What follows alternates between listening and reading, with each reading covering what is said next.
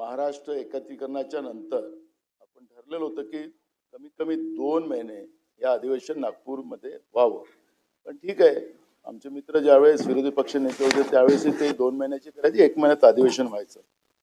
पण मला असं वाटतं अध्यक्ष महाराज की आपण आज पुरवणी मागण्या हे पण सादर करून म्हणजे आज मांडलेलं आहे अध्यक्ष महाराज, आणि सगळे बिलं पण आहे.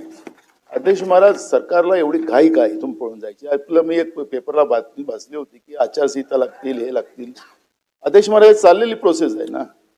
पण विधिमंडळाचं कामकाज सरकारला पुरवणी मागण्यास मंजूर करायची असतील तर मग काय करायचं अध्यक्ष महाराज? एक दिवसाचं सेंट्रल हॉल बोलवा. नानाभाऊ, आपण यापूर्वी पीठासीन अधिकारी म्हणून कार्य केलं असल्यामुळे माझा असं समज आहे की आपल्याला माहिती आहे सभागृहात होणाऱ्या कामकाजा संदर्भात आपण बीएससी मध्ये संपूर्ण चर्चा करतो आणि सहमताने आपण निर्णय घेतो.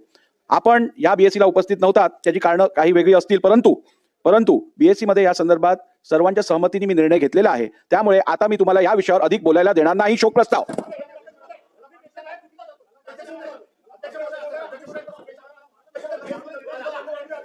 बसून घ्या. भास्कररावांना बोलू द्या. बसून घ्या. बोला. सन्माननीय अध्यक्ष महोदय, ही गोष्ट खरी आहे की बीएससी मध्ये चर्चा होत असताना जे होणारे निर्णय आहेत हे सर्वसाधारणपणे युनॅनिमसली व्हावेत अशा प्रकारची अपेक्षा असते, हे मी मान्यच करतो. दुसरी गोष्ट, मला हाही नियम माहित आहे की सर्वसाधारणपणे बीएससी मध्ये झालेली चर्चा येऊन बाहेर बोलायचं नसतं, हेही मला माहिती आहे, तरी मी बोललोय हेही मी मान्य करतो. मी कधी आयुष्यात खोटं बोलत नाही. पण अध्यक्ष महोदय, आपण असा मेसेज आमच्या समोर पाठवताय, सन्मान्य सदस्य नानाभाऊ पटोले यांनी जो मुद्दा उपस्थित केला की हे अधिवेशन विदर्भाचा असल्यामुळे विदर्भ करारानुसार व्हायला पाहिजे, हा त्यांचा प्रमुख मुद्दा. ठीक आहे, त्याच्यावर आपण निर्णय देणार. पण आपण असा मेसेज पाठवला की आम्ही तिथं ह्या सगळ्या गोष्टीला मान्यता दिलेली, आम्ही आमचं मत तिथं मांडलेलं आहे की 8 ते 19 पर्यंत व्हावं, हा आम्ही आग्रह केला. एखादा आठवडा अधिक वाढवा म्हणून आग्रह केला. निर्णय झाला इथपर्यंत ठीक आहे, परंतु तुम्ही आमच्याबद्दल संशयाचं वातावरण निर्माण करू नये असं मला म्हणायचं. ठीक आहे सर.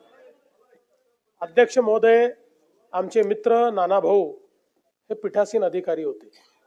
ते असं म्हणतात घाईघाईने तुम्ही पुरवणी मागण्या टाकताय, घाईघाईने तुम्ही अध्यादेश टाकताय, घाईघाईने तुम्ही विधेयक टाकताय.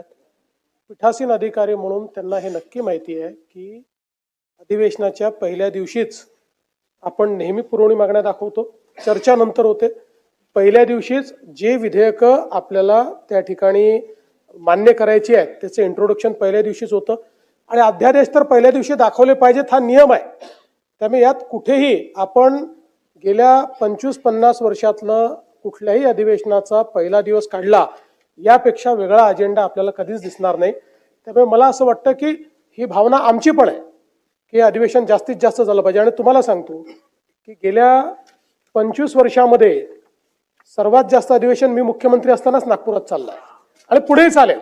आता आपल्यालाच माहिती आहे आचारसंहिता आहे, पुढे कधी आचारसंहिता होऊ शकते हे आपल्याला माहित नाही, पण ती जी काही इंडिकेशन परवाच्या प्रेस कॉन्फरन्समध्ये आपल्या इलेक्शन कमिशनने दिले, म्हणून आपण त्या दिवशी विचार केला आणि 2 दिवस म्हणजे पहिला आठवडा आणि प्लस 2 दिवस, 10च्या ऐवजी 7 दिवस होत आहे.